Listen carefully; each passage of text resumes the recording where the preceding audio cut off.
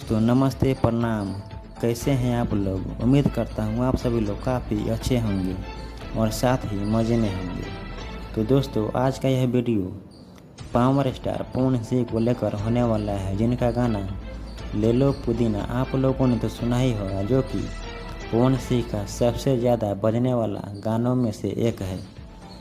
लेकिन आप लोगों ने ले लो पुदीना 2 के बारे में नहीं सुना है, तो देंगे सारा जानकारी इस वीडियो में। लेकिन उससे पहले अगर आप पवन सिंह का सच्चे वाले फैंस हैं तो वीडियो को दिल से लाइक करके चैनल को सब्सक्राइब कर दे और साथ ही बेल आइकन को दबा दे, ताकि हर नए वीडियो का नोटिफिकेशन आप तक तुरंत पहुंच सके।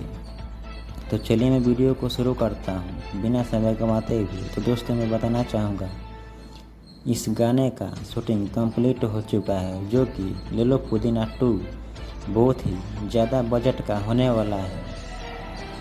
तो दोस्तों इस गाने में नज़र आने वाले हैं पावर स्टार पवन सिंह और साथ ही रवि पंडित, और इस गाने को लिखे हैं रोशन सिंह विश्वास और म्यूजिक दिए हैं प्रियांशु सिंह, जो कि काफ़ी बेहतर म्यूजिक होने वाला है।